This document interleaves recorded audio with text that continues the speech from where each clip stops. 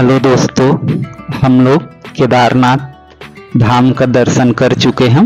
अब हमारा अगला चौथा धाम शुरुआत होता है बद्रीनाथ धाम, और इसकी शुरुआत हम उसके नीचे से सीतापुर बस स्टैंड से करते हैं। यहाँ से आप बस, प्राइवेट टैक्सी, ऑटो जो भी लेकर हम बद्रीनाथ की शुरुआत कर सकते हैं। और यहाँ से केदारनाथ से बद्री धाम की दूरी 217 किलोमीटर है।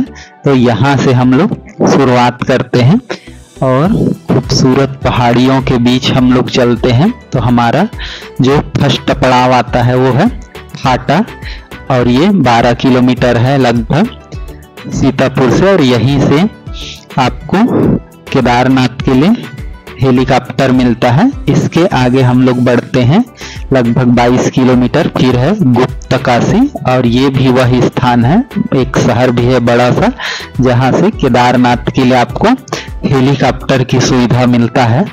फिर हम लोग आगे बढ़ते हैं खूबसूरत पहाड़ों के बीच, और हम लोग पहुँचते हैं कुंड। कुंड ऐसे जगह है जहाँ से 2 रास्ते है, और वहां से आप 2 रास्तों में से हम लोग रुद्रप्रयाग के रास्ते से होकर अगस्त्यमुनि और तिलवाड़ा को पार करते हुए रुद्रप्रयाग की ओर से चलते हैं, क्योंकि ये रास्ता बहुत अच्छा है।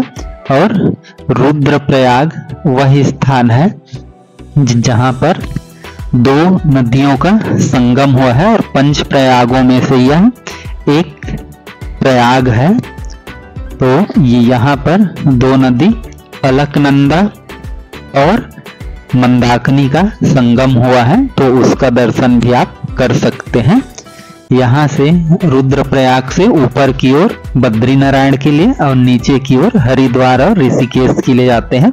तो हम चलते हैं बद्रीनारायण धाम की ओर, तो ऊपर की ओर और चलते हुए खूबसूरत पहाड़ियों के बीच रास्ता भी सुंदर हम लोग पढ़ते हैं।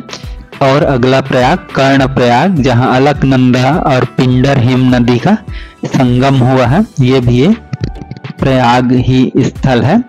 इससे हम लोग आगे बढ़ते हैं पहाड़ियों के बीच, और अगला प्रयाग हमको मिलता है नंद प्रयाग, जहां अलकनंदा और मंदाकिनी का संगम हुआ है। तो इसमें इस रास्ते से आपको 4 प्रयागों का दर्शन हो जाता है, और एक जो देव प्रयाग है उसका ऋषिकेश और हरिद्वार लौटते समय होगा। तो केदारनाथ से बद्री धाम जाने पर आपको 4 प्रयाग, और वापसी के समय एक 5वां देव प्रयाग का दर्शन हो सकता है। यहाँ रास्ते थोड़े से खराब भी है, जहाँ पर लैंडस्लाइड हुआ है, तो वहाँ पर अपने साधन जाए तो सावधानी पूर्वक या जो भी वहां पर बरतना पड़ेगा।